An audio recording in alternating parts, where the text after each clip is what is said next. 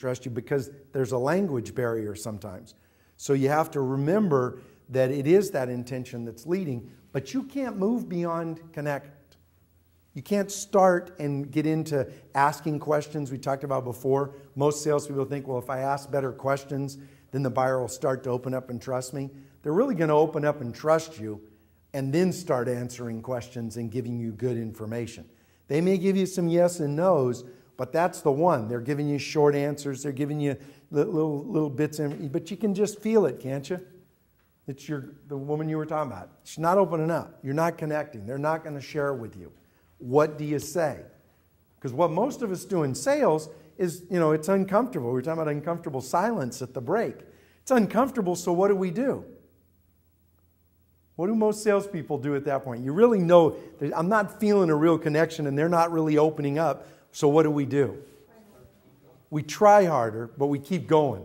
So remember the sales path, the way it's been taught. I'm going to move. I've greeted.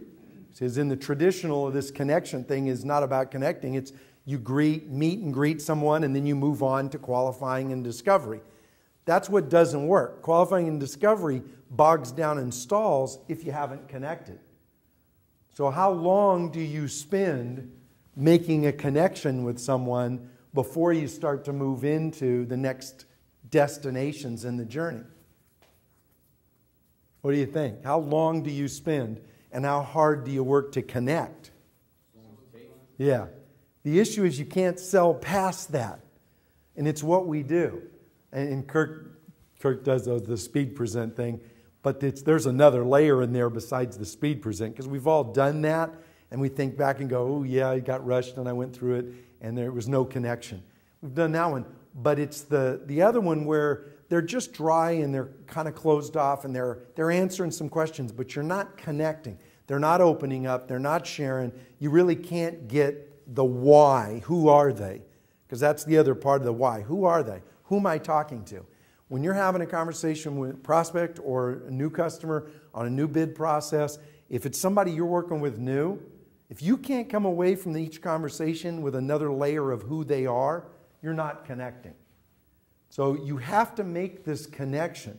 And we don't trust ourselves. Again, because we've been taught sales process, it's like this is the way I'm going to walk in and greet. This is the way I go in the office. This is what I always say to open them up. And a lot of us actually meet, greet, and give a short presentation about who we are in our company, don't we? I mean, that's easy. That's easy to teach and it's easy to get people to do.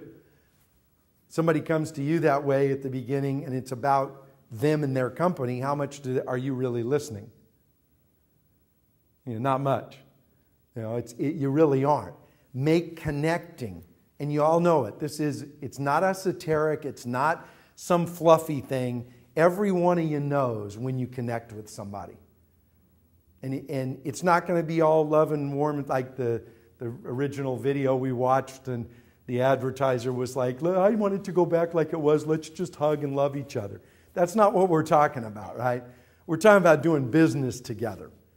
But we're talking about connecting where there is mutual respect and trust and an openness. That's the most important thing. And that's where you don't move beyond.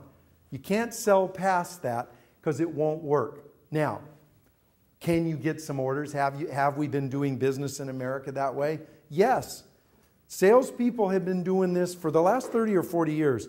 For the most part, we've been selling to people. Some people were selling for them, which, like Kirk mentioned, is a little bit better. But we've been doing it off track, infected with this virus, and making people retract from us. We've been doing it for a long time.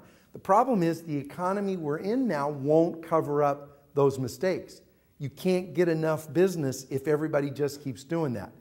Because then what becomes the number one differentiating issue between companies when everybody's out presenting and saying all these wonderful things about their company? What becomes the differentiation? Somebody said earlier, prove it. All those great things were said, I think you said. He said, prove it.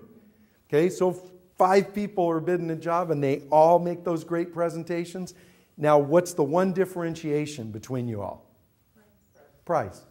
Because I don't really believe any of you. You all sound, look, and act like salespeople. You've all told me you're wonderful and you're the best and I should work with you. And, Okay, let me just look at price. We level the playing field because we're not different when we present. We think we're trying to be, but that's where, like we've said already so much today, slow down, take a deep breath, make sure you connect with the person. And the first part of that is nonverbal, and it is intentions, and are you really there? But if I'm really there to help, and you're not letting me help you, what would I say? What would you say to somebody? You're really genuinely there to help. I can't help you. Yeah. Not unless. You let me help you. Yes. You have to be willing to go there. That's where you're going to connect. Because if you don't do that, you're going to blow past that, and you're just going to be like everybody else. We can't help if you don't want me to help you. All I need is just a bid. And, I can't do, because the thing we know about you as a group and individually about your companies, all of you are based on trying to be high service, high quality, professional groups. You're not meant to be just the cheapest. You can be the least expensive. Everybody get the difference between those two, because the cheapest, you cut corners to get to that price. The least expensive is you're giving them the most for the best possible price. And you're all built on that. And that also gets down to, and we haven't touched on today yet, but I'm going to throw one out for you. That issue when I said you can't, your job isn't to sell everybody you talk to, it's to find the people who want what you have. The studies now are showing in B2B sales that about 15% of every company's customer base should be fired. About 15% of the people you're doing business with, you will never be able to do business with them and do it profitably. And as long as you keep trying and eating up your resources on that 15%, and your CFOs can find them, they're the ones with the low margins on every job. If you don't fire them, you eat up so much resources, you can never increase sales. So that's the reason. Connect and make sure that they want what you're really trying to do, which is to help them.